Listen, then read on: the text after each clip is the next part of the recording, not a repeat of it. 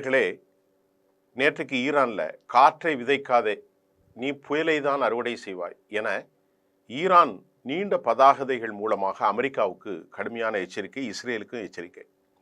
அமெரிக்காவினுடைய Abraham Lincoln கப்பல் USS உடைய பிராங் இ பீட்டர்சன் ஜூனியர், யுஎஸ்எஸ் ஸ்ட்ரூயன்ஸ் மற்றும் அமெரிக்காவினுடைய யுஎஸ்எஸ் மைக்கேல் மார்ஃபி ஆகிய ஏவுகணை அழிப்பு கப்பல்கள் மத்திய கிழக்கில் நுழைந்தது. ஏற்கனவே மத்திய கிழக்கில் உள்ள ஜொர்டான் நாட்டில் பிரிட்டனுக்கு சொந்தமான விமானப்படை தளத்திலிருந்து F-15E ஸ்ட்ரைக் ஈகிள் ஜெட்ஸ் என அழைக்கப்படும் 12 போர் விமானங்கள் அமெரிக்கா நிலைநிறுத்தியுள்ளதும், இந்த விமானங்களை கொண்டுதான் கடந்த ஆண்டு ஈரானுடைய 3 அணுசக்தி நிலைகளை அமெரிக்கா தாக்கியது. தற்போது அந்த விமானங்கள் அங்கு நிலைநிறுத்தப்பட்டிருக்கிறது. ரொம்ப குறிப்பு.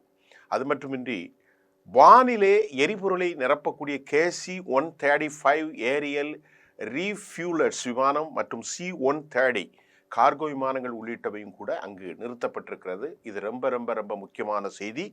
இதன் மூலமாக அமெரிக்கா, சவுதி அரேபியா, கத்தரில் உள்ள அமெரிக்காவினுடைய விமானப்படை தளத்திலும் போர் விமானங்கள், வான்வெளி தயாரிப்பு, பாதுகாப்பு அமைப்புகள் எல்லாமே தயார் நிலையில் இருக்கிறது. இதற்கிடையிலே ஆப்ரஹாம் லிங்கன் விமானம் ஒரு தானியங்கி போர்க்கப்பல், அர்மதா. இது எங்கும் செல்லாது. அதனோடு ஏர்லை ப்ரோக் கிளாஸஸ் டெஸ்ட்ராய்ஸ் எனும் கப்பலும் செல்கின்றது பாதுகாப்புக்காக. இது ஒரு பாதுகாப்பு மற்றும் தாக்குதல் நடத்தும் கப்பல். இந்த கப்பல் ஒரே நேரத்தில் எதிரிகளின் பாதுகாப்பினுடைய அச்சுறுத்தல்களை கண்டறிந்து சிக்னல் செய்யும். எவ்வளவு பாதுகாப்பு அமெரிக்கா போகுது. ரெண்டாவது, ஈரானுடைய நிலைமையை தொடர்ந்து ஆய்வு செய்ய ரஷ்யா, சீனா முடிவு. இது ரொம்ப முக்கியமான விஷயம். இன்றைக்கு உலகத்திலே ரொம்ப முக்கியமான செய்தி இதுதான். ஈரானுடைய நிலைமையை குறித்து ஆலோசனை செய்வதற்கு ரஷ்யா, சீனா அதிகாரிகள் ஈரானுடைய முன்னேற்றங்கள் குறித்தும் விவாதித்துள்ளார்கள். ரஷ்யாவினுடைய பாதுகாப்பு அமைச்சர் ஆண்ட்ரி பெலோசோ தனது சீன பிரதிநிதி டோங் ஜூனுடன் பேசும்போது 2 பேருமே தங்களுடைய தொடர்ந்து பகுப்பாய்வு செய்து தகுந்த நடவடிக்கைகளை எடுக்க வேண்டும் என்றும் பெலோசோ கூறினார். 2 நாடுகளுமே அபாயங்கள் மற்றும் சவால்களில் ஒத்துழைப்பை மேம்படுத்த மாஸ்கோவுடன் இணைந்து பணியாற்ற சீனா தயாராக உள்ளதாகவும் டோங்கோ கூறினார். ரஷ்யாவும் சீனாவும் வணிகம் மற்றும் பாதுகாப்பு பிரச்சனைகளில் நெருக்கமாக ஒத்துழைக்கின்றன. மேலும் இந்த ஈரான் 2 அணுசக்தி சக்திகளுக்கும் குறிப்பிடத்தக்க நட்பு நாடு என்பதிலும் அமெரிக்கா தாக்குதல் நடத்தினால் பீஜிங்கும் மாஸ்கோவும் தெஹ்ரானின் பக்கம் சேருமா என்பது வேறு விவகாரம். இன்றைக்கு காலை ரஷ்யா அதாவது சீனா வெளியிட்டிருக்கக்கூடிய விவகாரத்தில் நாம் எந்த எல்லைக்கும், அதாவது குறிப்பாக சொல்ல போனால் சீனா பயங்கரமான எச்சரிக்கையை அமெரிக்காவுக்கு வழங்கியிருப்பது மட்டுமின்றி 16 கார்கோ விமானங்களில் தொடர்ந்து ஆயுதங்களை அனுப்பியதையும் நாம் ஏற்கனவே சொல்லியிருந்தோம். இந்த நிலையிலே சீனாவும் ரஷ்யாவும் அமெரிக்காவுக்கு எதிராக நடவடிக்கை எடுக்கும் பட்சத்தில் ரிலையன்ஸ் செல்ஃபாக அவர்கள் உருவாக்கி வைத்திருக்கிற ஈரானுடைய பலம் என்ன, பலவீனம் என, இதையும் நாம் இங்கே பார்க்க வேண்டியிருக்கிறது. இது தொடர்பாக அமெரிக்காவுடன் நேருக்கு நேர் செல்ல சீனாவும் ரஷ்யாவும் விரும்பவில்லை அப்படின்ட்டு ஐரோப்பாவில் இருக்கக்கூடிய கவுன்சிலின் மூத்த கொள்கை நிபுணர் எல்லி ஜெராமனியாவுடைய கருத்தை நாம் இங்கே எடுத்துக்கிட்டாலும், எல்லா வழிகளிலும் நேரடியாக போர் செய்யாவிட்டாலும் எல்லா வழிகளிலும் சீனாவும் ரஷ்யாவும் ஈரானுக்கு கடுமையான ஆதரவை வழங்கப் போகிறார்கள், வழங்கித்தான் ஆக வேண்டும் என்பதை தவிர அவர்களுக்கு வேறு வழி இல்லை. ஆகவே தான் இன்று காலையில் சீனாவினுடைய தெளிவான டிஸ்க்ளோஸ்ட் உலகத்திற்கு சொல்லப்பட்டிருக்கிறது. நாங்கள் தொடர்ந்து எல்லா நிலைகளிலும் அமெரிக்காவின் எதிர்ப்பை சமாளிப்பதற்கு ஈரானுக்கு ஆதரவு வழங்கப் போகிறோம் என்ற செய்தியும் நாம் இங்கே கவனத்தில் கொள்ள வேண்டும். இதுக்கிடையில் இஸ்மாயில் பஹாவி அவர் என்ன சொல்றாருன்னா, செய்தி தொடர்பாளர் told the reporters, regional countries, the fully known that any security breach in the region will not affect Iran only. The lack of security is contagious என்ற கருத்தை அவர் குறிப்பிட்டிருக்கிறார். இதனுடைய தமிழ் அர்த்தம் என்னவென்றால், ஒட்டுமொத்த ரீஜனல் பாதுகாப்பும் கேள்விக்குறியாகும் என்பதுதான் சீனாவின், அதாவது ஈரானுடைய கருத்து. இஸ்மாயில் பாகவி கருத்தை நாம் கொஞ்சம் பேசுவோம்.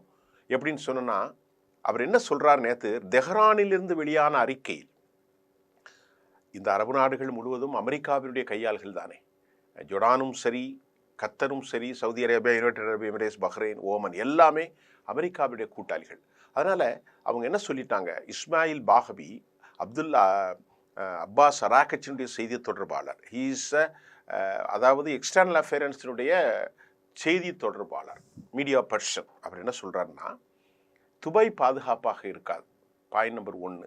இரண்டாவது, கத்தரும் பாதுகாப்பாக இருக்கிறாது, அதாவது தோஹா பாதுகாப்பாக இருக்காது என்ற செய்தியை ஈரான் வெளிப்படையாக அறிவித்துவிட்டார்கள். துபாய் சீட்டுக்கட்டாக உதிர்ந்து போனால் துபாயினுடைய பொருளாதாரம் நாசமாகிவிடும்.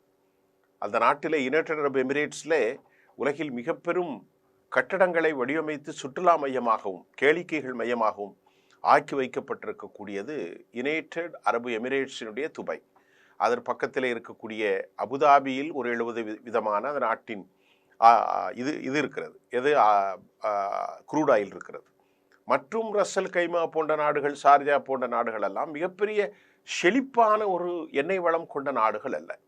ஆனால் யுனைடெட் அரபு எமிரேட்ஸில் துபாய் மிகப்பெரிய எண்ணெய் வளம் கொண்ட நாடு அல்ல, மிகப்பெரிய சுற்றுலா பொருளாதார ஃபினான்ஷியல் ஹப்.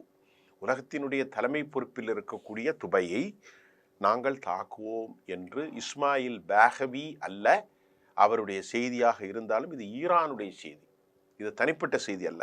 ஈரான் என்ன சொன்னது, துபாய் பாதுகாப்பாக இருக்காது என்றும் தோஹா பாதுகாப்பாக இருப்பாது என்பதும் என்ன செய்தி என்றால், அமெரிக்காவினுடைய இராணுவ தளங்கள் இருப்பதை நாங்கள் துவம்சம் செய்வோம். நான் ஏற்கனவே நேற்றைக்கு நான் உங்களுக்கு சொல்லியிருந்தேன், தெளிவாக சொல்லியிருந்தேன், எங்கெங்கெல்லாம் இராணுவ தளங்கள் இருக்கிறது என்பதை நான் உங்களுக்கு சொல்லியிருந்தேன். இப்போது தீர்க்கமான பதில் அளிக்கப்படும். இதற்காகத்தான் ஈரானுடைய அதிகாரி சொல்கிறார், அமெரிக்கா தாக்குதல் நடத்தினால் தனது நாடு ஒரு தீர்க்கமான பதிலை வழங்கும் என்று ஈரானுடைய நாடாளுமன்ற துணை சபாநாயகர் ஹமீத் ரேசா ஹஜிபாபாய் தெரிவித்திருக்கிறார். அவர் பஹ்ரைனில் நடந்த ஒரு விழாவில் பேசும்போது, இந்தோனேஷியனுடைய நாடாளுமன்ற குழுவின் தலைவரோடு சந்திப்பின் போது கூட ஹஜிபாபாய் இராணுவ ஆக்கிரமிப்பு மற்றும் வளங்களை சுரண்டுவதை நியாயப்படுத்தக்கூடிய அமெரிக்க அதிபர் டொனால்ட் ட்ரம்புடைய சர்வதேச விதிமுறைகளுக்கு உட்படுத்துவது குற்றம் சாட்டினார். இஸ்லாமிய குடியரசு ஒருபோதும் அச்சுறுத்தல்கள், பதட்டங்கள், மோதல்களை நாங்கள் தொடங்கவில்லை, ஒருபோதும் தொடங்காது. எவ்வாறாயினும் அவங்க நேரடி அல்லது மறைமுக ஆக்கிரமிப்பு நடவடிக்கைகளை எமது நாட்டின் பிரிக்க முடியாத உரிமைகள் அடிப்படையில் யுஎன் சாசனம் 51வது பிரிவின்படி தீர்க்கமான உடனடி மற்றும் விகிதாச்சார பதிலை எதிர்கொள்ளும் என்றும் அவர் கூறியிருக்கிறார். அமெரிக்க நட்பு நாடுகளினுடைய நலன்களை கூட அமெரிக்க ஜனாதிபதி புறக்கணிக்கிறார் என்று ஹஜிபாய் கூறினார். அப்படியே நீங்கள் இருங்க, நான் ஒரு செய்தி சொல்கிறேன். இதில் 2 விஷயம் உங்களுக்கு புரியுதாங்க. ஹஜிபாய் என்ன சொல்கிறார், அமெரிக்காவினுடைய நட்பு நாடுகளை நாங்கள் நலன்களை கூட அமெரிக்கா புறக்கணிக்குது என்று ஹஜிபாய் சொல்கிறார். இஸ்மாயில் பாகவி என்ன சொல்கிறார், துபாயும் தோஹாவும் பாதுகாப்பாக இருக்காது. It is a not only tension, இது இங்கே மட்டும் இல்லை, பட் ஆல்சோ த ரீஜனல் கண்ட்ரிகள் முழுமையாக இந்த பதட்டம் தொடரும் அப்படின்னு சொல்லியிருக்கிறார். அப்படின்னா இப்போ ஹஜிபாபி என்ன சொல்கிறாரு, அமெரிக்காவினுடைய நட்பு நாடுகளுடைய பாதுகாப்பு கூட அமெரிக்காவுக்கு இல்லைன்னு சொன்னது, நாங்கள் எல்லா நாட்டையும் அடிக்க போகிறோம், எல்லா நாட்டையும் தாக்க போகிறோம், துபாயை தாக்க போகிறோம், தோஹாவை தாக்க போகிறோம், தேமேபி சவுதியை கூட தாக்கலாம், ஓமனை தாக்கலாம், ஜோர்டான் கண்டிப்பாக அடிக்கப்படும், எல்லா நாடுகளையும் நாங்கள் அழிக்க போகிறோம். எங்கெல்லாம் அமெரிக்காவுடைய தளம் இருக்கிறதோ, டியூகோ கோர்சியா, இஸ்ரேல் எல்லாம் காலி.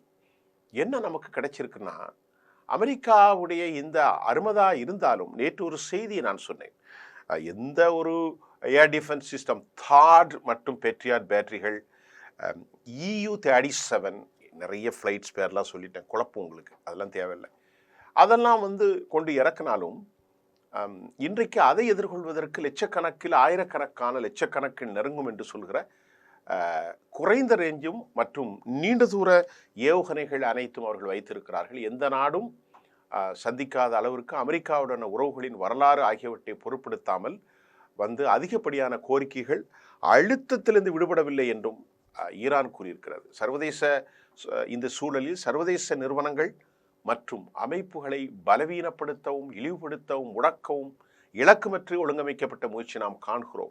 அமெரிக்காவினுடைய சமாதான திட்டம் குறித்து அப்பாஸ் அராக்கச்சி என்ன சொன்னார்னா, நாங்கள் எல்லா நிலைகளிலும் அணு ஆயுத உற்பத்தி திறனை மேம்படுத்தும் பாணியை கைவிடவே மாட்டோம். ரெண்டாவது, நாங்கள் தயாரிக்கக்கூடிய ஏவுகணை திட்டம் அதிகரிப்பதை நிறுத்தவே மாட்டோம். நாங்கள் இறையாண்மை கொண்ட ஒரு தேசத்தின் விருப்பம் அப்படின்னு சொல்லிட்டாங்க. இப்போ இடையில நமக்கு ஒரு செய்தி வந்திருக்கிறது என்னென்றால், வெளிப்படையாக சீனா ஆதரவு கொடுக்கிறார்கள். சீனாவும் ரஷ்யாவும் பேச்சுவார்த்தை நடத்துகிறார்கள். அப்படி என்றால் ஈரானை அவர்கள் கைவிடப் போவதில்லை. 20 ஆண்டுகள் ஒப்பந்தம் இருக்கிறது. பெசஸ்கியானும் புட்டினும். இப்பொழுது ஈரானை தோல்வியடை செய்து மண்ணை கவை செய்து விட்டால், மத்திய கிழக்கில் அமெரிக்கா இஸ்ரேலுடைய ஆதிக்கம் பெருத்து விட்டால், அங்கே ரஷ்யாவுக்கும் சீனாவுக்கும் வேலை இல்லாமல் போய்விடும். அவ்வளவு எளிதாக விடமாட்டார்கள். அதில் பல சூட்சமங்கள், ஹிடன் ப்ராசஸ் இருக்கும். இதுக்கு இடையில அர்மதா அர்மதா அர்மதா என்றால் அர்மதா கப்பலை பற்றி தனியே பேசுவோம். அது உலகத்தில் நகரக்கூடிய ஒரு நகரம்தான். அதை அழிப்பதற்கு ஏராளமான கொரம்சோர் 300க்கும் அதிகமான ஏவுகணையை சுமந்து செல்லும் விரைவு தற்கொலை படைகளை ஈரான் தயார் நிலையில் இருப்பதாக கூறப்படுகிறது. இது கடையில் ஹிஸ்புல்லா ரெடியாக இருக்கிறாங்க. எங்கே? லெபனானில் இருந்து ஏராளமான ஆயுதங்களை அவர்கள் குவித்திருக்கிறார்கள். அதே போன்று ரெட்சீல தாக்கி யூரோப்பிலிருந்து வரக்கூடிய எல்லா கப்பல்களையும் தாக்குவதற்கு தயார் நிலையில் இருக்கிறார்கள். யாரு? நம்முடைய ஒரு பேர் என்னது, ஹூதிகள். இதுக்கு இடையில ஈராக்கில் ஒரு பெரிய படம் இருக்கிறாங்க. நான் ஏற்கனவே சொல்லியிருக்கிறேன். ஷியாட்டி ஹிஸ்புல்லா, காத்திப் ஹிஸ்புல்லா. இந்த காத்திப் ஹிஸ்புல்லா பற்றி நான் உங்களுக்கு சொல்ல போகிறேன். இவங்க ஒரு தற்கொலை தாக்குதல் படை. இந்த கதாயிப் ஹிஸ்புல்லா அமைப்பை சேர்ந்தவங்க எப்படின்னா, வெள்ளை நிற துணிகளை அணிந்து கொண்ட ஒரு தற்கொலை படை. இவங்க டாக்குமெண்ட்ஸில் ஆவணங்களில் கையெழுத்திட்டு அதை வீடியோவாக எதிர்த்து இப்போ வெளியாயிட்டு அவங்க என்ன சொல்கிறாங்கன்னா, ஈரானை பாதுகாக்க பெரிய மோதலுக்கான தயாரிப்பாகவும் இந்த நடவடிக்கைகளை நாங்கள் எடுத்திருப்பதாக காத்திப் ஹிஸ்புல்லா அறிவிப்பு செய்திருக்கிறார். இந்த காத்திப் ஹிஸ்புல்லா அமைப்பு ஈராக்கின் மக்கள் ஆதரவோடு செயல்பட்டு வருகிறது. அமெரிக்காவால் ஏற்கனவே பயங்கரவாத பட்டியலில் சேர்க்கப்பட்டிருக்கிறது மட்டுமன்றி, இதற்கு முன்பு அமெரிக்கா மற்றும் அதன் நட்பு நாட்டு வீரர்கள் அவர்கள் வசிக்கும் இடங்களை குறிவைத்து இந்த கதாயிப் ஹிஸ்புல்லா அமைப்பு தாக்குதல் நடத்தியதும், இப்போது இந்த கதாயிப் ஹிஸ்புல்லா ஈரானுக்கு ஆதரவாக களமிறங்குவதாக கூறியிருப்பது அமெரிக்காவுக்கு பெரும் பெரும் பெரும் சிக்கலை ஏற்படுத்தி உள்ளது. இதுக்கிடையில் செங்கடல், ஹெர்மூஸ் ஜலசந்தி பகுதிகளில் அமெரிக்காவுக்கு விரோதமான நடவடிக்கைகள் மேற்கொள்ளப்படும். ஈராக்கில் இருக்கக்கூடிய இன்னொரு படை பிஎம்எஃப் படை, கதாயிப் ஹிஸ்புல்லாவை தாண்டி பிஎம்எஃப் படை 2,38,000 பேர் அமெரிக்காவை நோக்கி ஜிஹாத் போர், ஹிஸ்புல்லா இஸ்ரேலுக்கு எதிராக போரை அறிவித்திருக்கிறார்கள். ஹூதிகள் செங்கடல்களை காலி செய்வதற்கு அறிவித்திருக்கிறார்கள். ஈரானுடைய தலைமை இராணுவம் மத்திய கிழக்கு நாடுகளில் உள்ள அமெரிக்க இராணுவ நிலைகளிலும் அமெரிக்க கப்பல்களையும் தாக்குதலை தொடரும். அதே நேரத்தில் பதட்டம் தொடர்ந்து வரும் நிலைகளில் ஹிஸ்புல்லா தலைவர் நயம் காசி ஆயத்துல்லா கோமினுடைய உயிருக்கு எந்த ஒரு ஆபத்தும் வராமல் தடுக்கும் வகையில் நாங்கள் உயிர்களை தியாகம் செய்ய தயார் என அறிவித்திருக்கிறார். ஈரானுடைய இஸ்ரேலுடைய வெளிவிவகாரத்துறை அமைச்சர் கிடன்சார் தனது அறிக்கையில், நாங்கள் ஒரே ஒரு திட்டம்தான், அதாவது ஈரானுடைய ஆதரவாளர் நாடுகள் இல்லாமல் நிலை ஏற்படுத்துவோம் அப்படின்னு கஜகஸ்தான் நாட்டில் அவர் குறிப்பிட்டிருக்கிறார். சவுதி அரேபியா, கத்தார் மற்றும் ஐக்கிய அரபு அமீரகம் தங்கள் நாட்டின் தளங்களை பயன்படுத்தி ஈரான் மீது தாக்குதலை நடத்த முடியாது என்றும் தெரிவிக்கப்பட்டுள்ளது. இருந்த போதிலும் ஐக்கிய அரபு அமீரகத்தில் உள்ள அல் உதீத் தளங்கள், கத்தர் நாட்டின் தோஹா மீதும் துபாய் நகரம் மீதும் தாக்குதல் தவிர்க்க இயலாத ஒன்று என்று ஈரான் எச்சரிக்கை ரொம்ப ரொம்ப முக்கியம். நேர்களே, நாம் இன்னைக்கு மலேசியாவினுடைய அன்வர் இப்ராஹிம் கடும் கண்டனம், அவருடைய இந்த விவகாரத்தை எல்லாம் மலேசியா கண்டித்திருக்கிறது. யூரோப் யூனியன் ஒரு தீர்மானத்தில் ஈரானுடைய ஐஆர்ஜிசி, ஈரானுடைய ரெவல்யூஷனரி கார்ட்ஸ் அண்ட் காப்ஸை பயங்கரவாத இயக்கமாக அறிவித்திருக்கிறார்கள். இப்பொழுது நமக்கு கிடைத்திருக்கிறது என்னவென்றால், குறிப்பாக இந்த செய்தியில் ஈரான் வல்லமை கொண்ட தேசம். ஆனால் ஈரான் அமெரிக்காவுடைய கப்பல் படைக்கு ஈக்குவலான கப்பல் படை இல்லை. ஆனால் இந்த கப்பல் படைகளை துணை கப்பல் படைகளை அமெரிக்க இராணுவ நிலைகளை அழிக்கும் சக்தி இருக்கிறதா? நிச்சயமாக இருக்கிறது. அதற்கு அவர்கள் நம்புவது மிகப்பெரிய ஹைப்பர்சோனிக், சூப்பர்சோனிக், குறைந்த அளவிலான ஏவுகணைகளை அவர்கள் நம்புகிறார்கள். இது அல்லாமல் தற்கொலை விமானங்கள், உளவு விமானங்கள், தற்கொலை தாக்குதல் நடத்தும் ட்ரோன்கள், அது அல்லாமல் ஷாஹின் 139, 129, 1791 இதெல்லாம் அவர்களுக்கு வெற்றிகரமான முடிவை உக்ரைனில் கொடுத்தது. அது மட்டும் இல்லாமல் ப்ராக்சிகளின் தாக்கம் அதிகரித்தால் மத்திய கிழக்கில் அமெரிக்கா ஓட வேண்டிய சூழ்நிலை உருவாகிவிடும். ஏன்னா ஒரு நாட்டுக்குள்ளே தான் அவங்க இருக்கிறாங்க. அமெரிக்கா என்பது மத்திய கிழக்கில் உள்ள நாடு.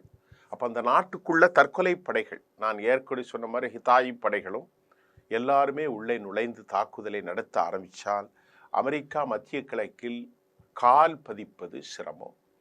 அமெரிக்காவினுடைய எந்த ஆயுதங்களும் ஒன்றும் செய்யாமல் போனதை நாம் ஆப்கானிலே பார்த்தோம். ஆப்கானிலே அவர்கள் கையளித்து விட்டுத்தான் சென்றார்கள். அதே நடக்கலாம். அமெரிக்கா தற்போது மீசையில் மண்ணூட்டாத கதையாக தாக்குதல் நடத்த அவர்கள் யோசிப்பதற்கான பல காரணங்கள், ஹெசிடேஷன். அமெரிக்க லீடர்களிடத்திலே ஒரு ரிலிக்டன்சி இருக்கிறது. ஒரு மிரட்டலை உற்பத்தி செய்து அதன் மூலமாக எப்படியாவது இந்த அக்ரிமெண்ட்ல இருந்து அவங்கள விளக்கணும். இரண்டாவது, மிக முக்கியமாக ஏவுகணைகள் ரெஸ்டோரேஷன், அதை செய்து விட வேண்டும். இந்த ரெண்டும் தான் அவர்களுடைய திட்டமாக இருக்கிறது. ஒரு காலமும் அதற்கு அவர்கள் ஒத்துழைக்கப் போவதில்லை. அமெரிக்காவுக்கு திரிசங்கு சக்கரம் ஏதோ சொன்ன மாதிரி அவர்களுக்கு சிறிசங்கு சொர்க்கம் என்பதை போன்ற நிலை. அமெரிக்கா தாக்குதல் நடத்த இயலாது, தாக்குதலும் நடத்த வேண்டும். இங்கே வந்தாச்சு.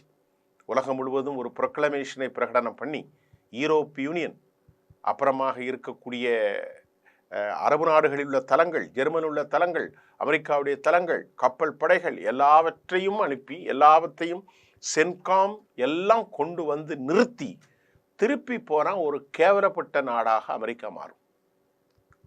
இஸ்ரேலை துவம்சம் செஞ்சது ஏற்கனவே அனுபவங்கள் இருக்குது. இன்னைக்கு அவர்களுக்கு மறைமுக ஆதரவு ஏராளமாக இருக்கிறது. சோவியத்துடைய ஆதரவு இருக்கும், நிச்சயமாக முழு வீச்சில் சீனா ஆதரவு இருக்கும். நான் ஏற்கனவே சொல்லியிருக்கேன், சீனா தான் ஈரான், ஈரான் தான் சீனா. ப்ராக்சிகள், ஹவுதிகள், ஹிஸ்புல்லாக்கள், நீங்கள் சொல்லுகிற மாதிரி ஈராக்கில் இருக்கும் படைகள், மற்றொரு ரெபல்ஸ் 2,38,000 படை. இதையெல்லாம் அவர்கள் எப்படி எதிர்கொள்ளப் போகிறார்கள் என்ற $1,000,000 கேள்விகளோடு நான் முடிக்கின்றேன். மீண்டும் நாளை பல புதிய செய்திகளோடு சந்திப்போம். நன்றி.